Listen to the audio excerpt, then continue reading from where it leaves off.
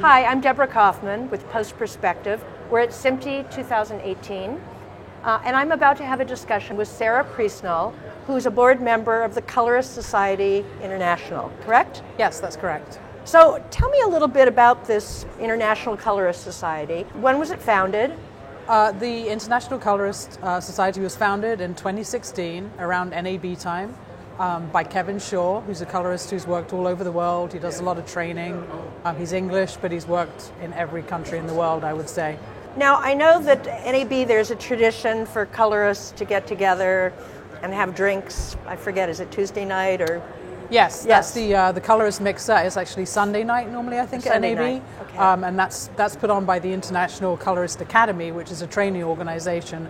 So I'm curious, was it at NAB where the conversation started about the need for this society? Yes, obviously NAB is a place where, one of the few places where colorists and all post-production professionals from over the world can get together. So at this NAB 2016, some colorists got together and decided, wouldn't it be great if we had our own organization?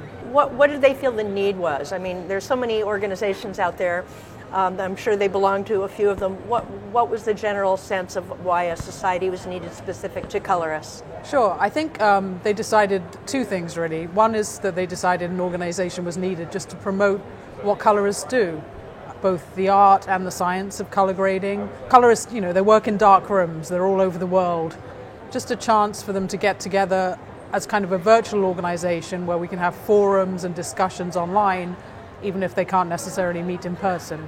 Great. And so I take it's been founded, it's been around for a little while. What is the membership like now? Within 4 months of being founded, we had over 100 members, and now it continues to grow, and we have hundreds of members now, literally all over the world. Scandinavia, Australia, the US, Europe, everywhere. Didn't you say Poland? You have some Poland, members? yes. Exactly, great. Yeah. That's great. And I understand you have some high-profile members as well. Are you willing to reveal who they are? Sure. We have members like Mitch Paulson, Sherry Eisenberg, Walter Volpato, top colorists all over the world, really. Now, I understand when I hear society, I'm thinking, well, is it a union? Is it an honorary society? What kind of, how has that been constructed? It's really like the ASC, really, I would say, is the most analogous thing to it. The American Society of Cinematographers? Right. So it's not a union. It's really, as you say, an honorary society for colorists. And so I'm presuming as such, they're very tight requirements to be an ASC member. What are the requirements to become a member of the society? Sure. It's not that difficult. You have to be a colorist for 3 years, have a body of work, and then you have to be sponsored by 2 people, one of whom has to be an existing member of the Colorist Society. And does a committee sit down and review the work to make sure it meets certain standards? Right. Not really the work, but they make sure the references check out and that someone has already been working for 3 years. Okay, that makes sense. So, and you mentioned also that the members get to use the just like ASC members put ASC after their name. Your members are going to start putting CSI after their name? Right. You'll see, even in credits nowadays, sometimes you'll see CSI after a colorist's name.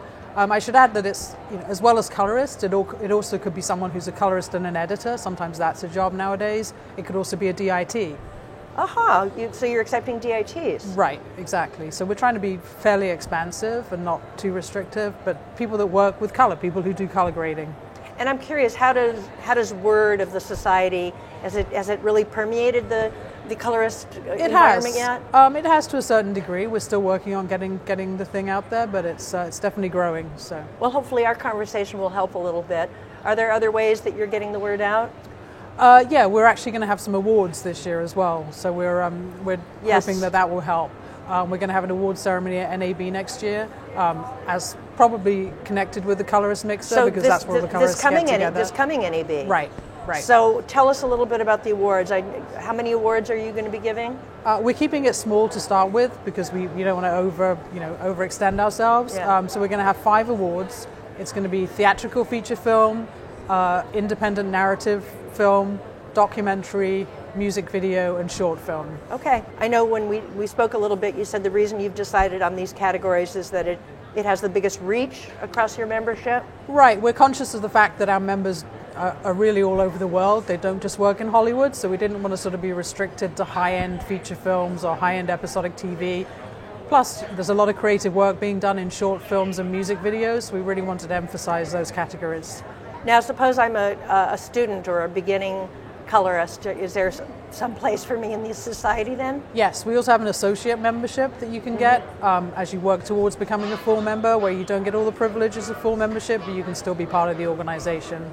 Can pretty much anybody become an associate member, or you have to? You still have to pass some things, but it's fairly open because we want to be open to, as you say, students and younger people that want to become colorists. Can you tell me what the fellows are of the society? Sure. We also have only a few fellows right now because we really want to have people as fellows who've really done something to advance color grading or color science. So we have people like Lou Levinson, who's possibly one of the most well-known colorists in the world. Yes. Charles Poynton, one of the most famous color scientists. So we really want to have top-end people as fellows in the hope that they can share some of their knowledge on our forums and with our members.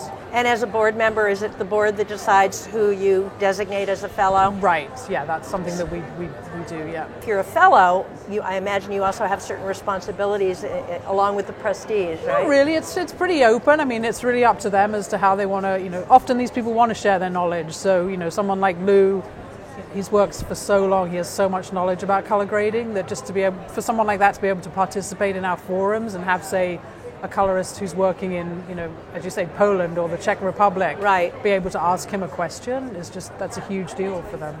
So what about the benefits of membership? If I'm a member, I get to put CSI after my name, which is kind of great. What else do I get? You get to participate in the forums and things like that, and you get to be part of a community. As I say, a lot of these, a lot of colorists, they work by themselves or with, they work with their clients obviously, but they just want an opportunity to talk to other colorists and share knowledge and get knowledge from other people. Do they do that virtually then? It's on a website? It's a virtual organization, yeah. So apart from obviously certain opportunities, the IBC Colorist Mixer, the NAB Colorist Mixer, where people can get together. We've had some of our members in various countries ask if they could have like a separate group for Sweden or somewhere, and we're looking into that, where maybe colorists in a certain country could get together. But that's one of the things we're still looking at. So you're still really very much in the early days. It's a young 2 years, so it's a pretty young organization, Very but young. We're growing pretty fast, yeah. So what are some ways that you hope to evolve as an organization? What are you looking at for the future?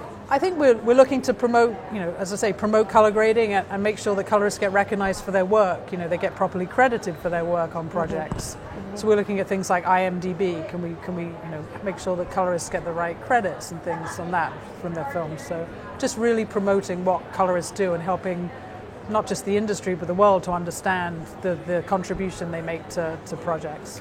Right, I think that often is kind of underappreciated and misunderstood, I think. Right, I mean, filmmaking is a collaborative process. We're not saying that the colorist is the only person, obviously, that in terms of the look of the picture, obviously it's the cinematographer, the director, and the people that the colorists work with, but the colorist is one of those people. And also we're finding that color grading is becoming such an integral part now that colorists are even getting involved in pre-production, working on developing the look of projects with the cinematographer early on. So the role's expanding, and we just want to make sure that that's recognized. Absolutely. And then for members, they do have the occasional period of time where they can get together and see each other in real life, I take it? Right. As I say, the mixers at NAB, and then we're trying to do more local events as well. Is CSI doing anything at SMPTE? We're not at SMPTE, no, because we're too busy right now trying to get the awards launched, to be honest. So right. That's our focus right now. So if I am a colorist and I'm interested in joining the society, do I have to be a member of the society then to apply for an award? You do, yes. We're trying to restrict it to members, but we're going to try and figure out a way to make it easy for you to become, if you want to apply for an award, to kind of streamline the membership so it's easy for you to become a member and then apply for an award.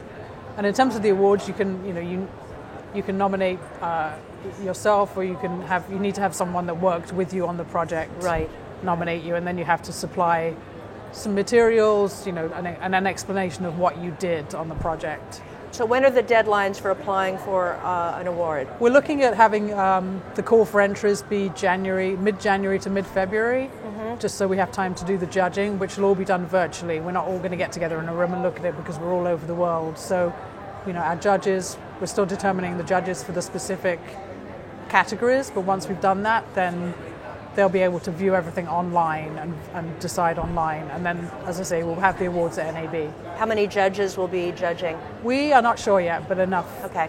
5 to 10, I would say, for each. So if I'm interested, I'm a colorist, I see this conversation we're having, how do I become, where do I go, what do I have to do? I would say go to our website, Colorist Society International, and that has all the information there you need. So it's www.coloristsocietyinternational.